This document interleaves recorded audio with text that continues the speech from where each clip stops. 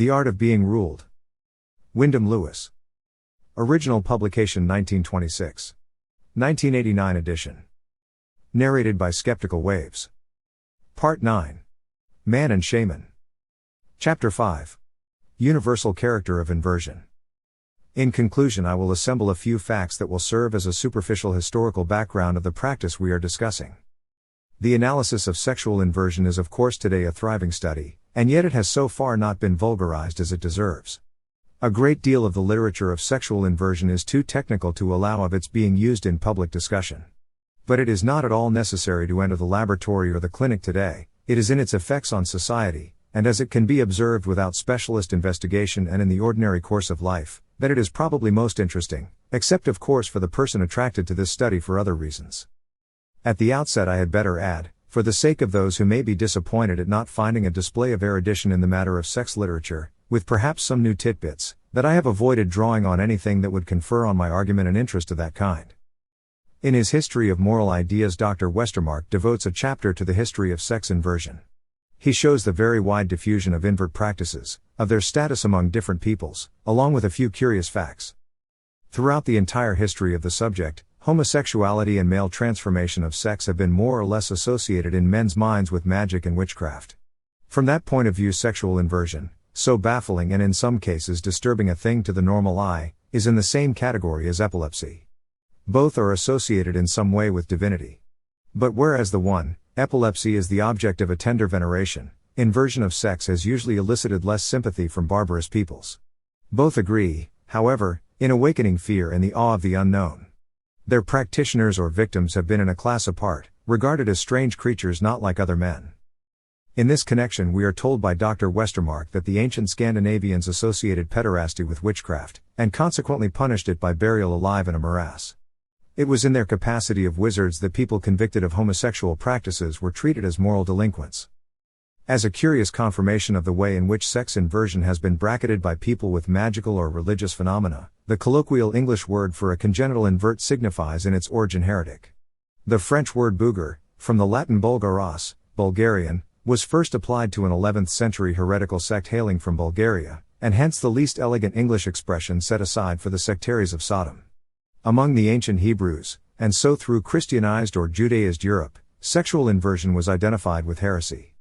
With the Hebrews themselves it had the special character of an unpatriotic act. To be convicted of homosexual practices was to be stigmatized as unpatriotic. For the Hebrews identified it with foreign, and therefore idolatrous, cults. It was a political rather than a moral misdemeanor. The cities of the plain would thus have been thought of, by a patriotic Hebrew of antiquity, as having been overwhelmed on account of their adoption of foreign habits, rather than of bad habits. To give some idea of the universality and general character of sex inversion, I will quote a few passages from Dr. Westermarck's chapter, Homosexual Love. In his description of the Kuriaks, Krasheninnikov makes mention of the Kekuk, as he calls them, that is, men transformed into women. Every Koek-Kuk, he says, is regarded as a magician and interpreter of dreams, but from his confused description Mr. Jochelson thinks it may be inferred that the most important feature of the institution of the Koek-Kuk lay, not in their shamanistic power, but in their position with regard to the satisfaction of the unnatural inclinations of the Kamschadales.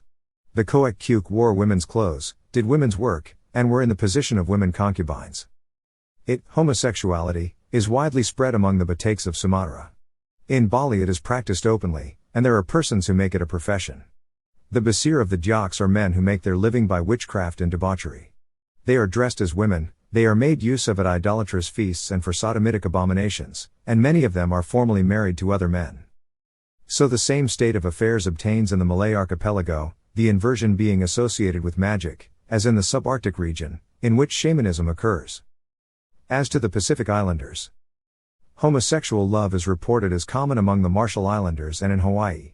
From Tahiti we hear of a set of men called by the natives Mahus, who assume the dress, attitude, and manners of women, and affect all the fantastic oddities and coquetries of the vainest of females.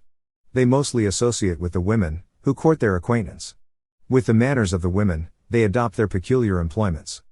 The encouragement of this abomination is almost wholly confined to the chiefs. Turnbull, Voyage Round the World. Of the New Caledonians M. Foley writes, La plus grande fraternité n'est pas chez eux la fraternité uterine, mais la fraternité des armes. Il en est ainsi surtout au village de Poeps. Il est vrai que cette fraternité des armes est compliquée de pédérastie.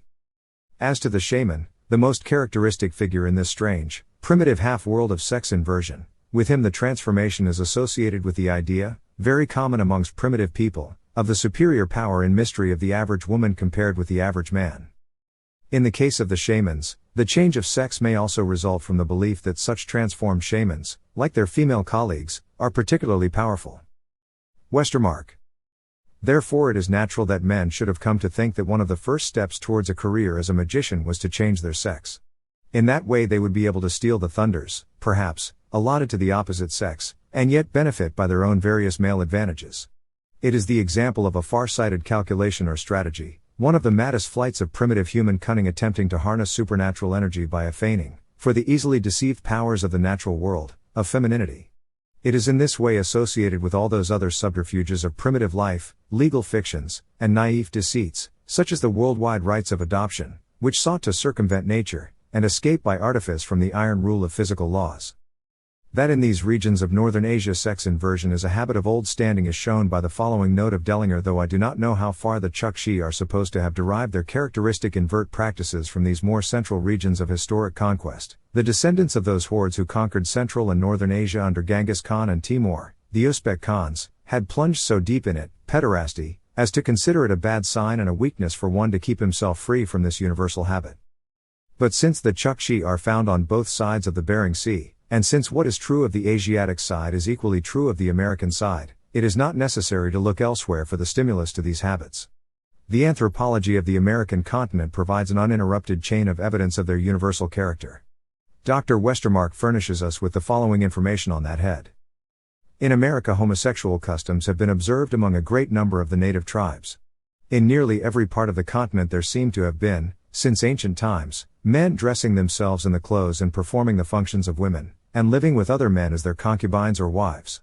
Moreover, between young men who are comrades in arms there are liaisons d'amitié which, according to Lafitton, ni les ont aucun soupçon de vice apparent quoiqu'il y8, ou qu'il puisse avoir beaucoup de vice réel.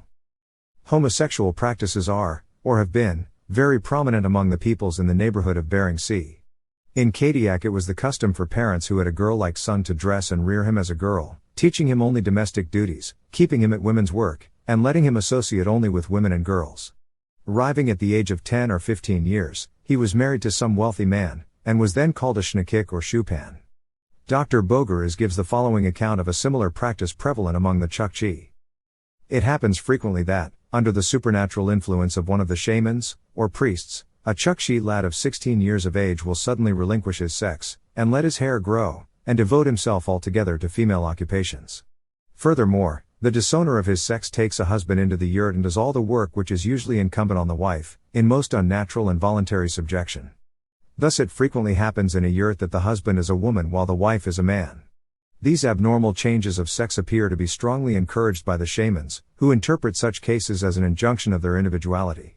The change of sex was usually accompanied by future shamanship. Indeed, nearly all the shamans were former delinquents of their sex.